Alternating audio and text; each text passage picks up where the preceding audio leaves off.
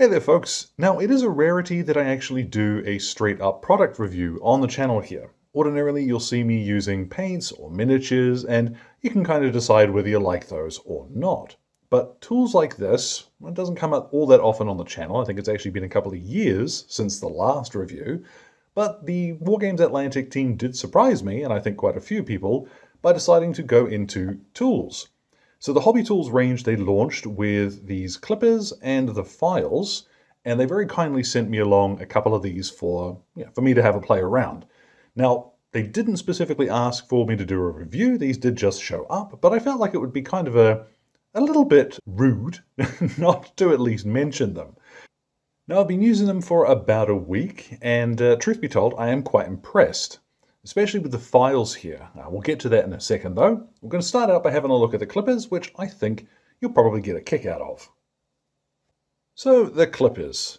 Now it's kind of hard to get jazzed up over a set of clippers, so luckily these are pretty neat. I do like when companies actually put their logos on things. Some folks don't really care, whatever, but I like it. I think it's a little bit of pride in your work that you're happy to have your name stamped on it. Now these Tamiya ones that I also use quite regularly, they are the same. They put their name on them because they're happy to be associated with the tools. Now these did come very highly recommended to me, and they've been quite good. They haven't given me any troubles, they cut very well. So these are, if you've come across them before, these are the benchmark by which I'm kind of comparing the Wargames Atlantic ones. So let's do a quick comparison, side by side, of what they're good at. So of course, that means Space Marines. Now I've got here the Assault Intercessor sprue, and here are their power packs. Now the sprue gates on these, where the little bits of plastic are poured into the mold, are right on those little bobbles. But if we get up really close, that is quite a clean snap. Now that's the Tamiya cutters, and I'd be happy enough with that. That'll take just a couple of seconds with a file to buff off, and then we'll have a nice smooth edge. So, the Wargames Atlantic ones, what are they going to do? Now, truth be told, it's actually a little difficult to keep everything in shot here, but I want you to see that I am doing this live, as it were. There's no trickery or what have you involved. One thing I quite like about the Wargames Atlantic clippers is the fact they come to such a fine tip, which means there isn't really any pressure on the miniature itself when these two heads, I guess, the two sides of the clippers are meeting. So let's get a look. So getting a close-up look at our snipped off power pack, and that's fractionally smoother. It is at least, shall we say, the equal, but on the left there is the Wargames Atlantic one, on the right is the Tamiya. You watched me do it. I do reckon the Wargames Atlantic ones have come out slightly better there. Matter of a few seconds worth of work with a file, but there is a visible difference, so that's kind of interesting to see, I reckon. So here are some of the Wargames Atlantic 10mm Samurai. Now a few folks have mentioned having a little bit of trouble with the spears on these guys and the Ashigaru because they've mentioned that the spears will snap when there's pressure applied to them. So that very fine tip on these clippers I think is going to make a difference here. So let's pick, this nice long spear on the rider here. I'm going to get in there with my clippers and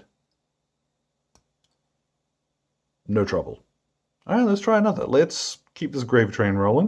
Okay, let's try another. Now this little spearhead here is a bit shorter, so the pressure will probably be more intense on it, but no, barely even bends when we clip it. So I reckon, yeah, okay. Like I said, hard to get jazzed up about a pair of clippers, but these are pretty good. Now, by contrast, the files are a little bit more exciting, and I can't believe I've actually said those words, but it is totally true. Now, on the box itself, it does say that they are hard plastic Nano Files. That is what they're for. They're actually made of glass, which keep the little foam thing they come in, because I don't want these rattling around in my toolbox, let's say. I've been pretty impressed with the results they get off of these. Let's take a look at these two. So one of the two-part set is a pretty ordinary file.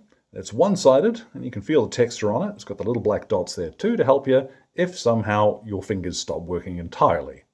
Now because the surface of them is actually really fine, I am not applying a lot of pressure. I'm just dragging back and forth on the surface here. And we get a nice, check out that glossy finish. You know, that's quite smooth. Actually, that's more than smooth. That's really nice. So it's a file. It's good at smoothing off plastic. You know, it does exactly what you'd expect it to.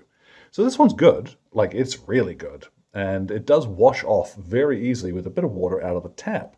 So you don't have to worry about plastic bits gumming up the surface. But this isn't the really exciting bit. Good as it is, this bit here, to me, is the exciting one.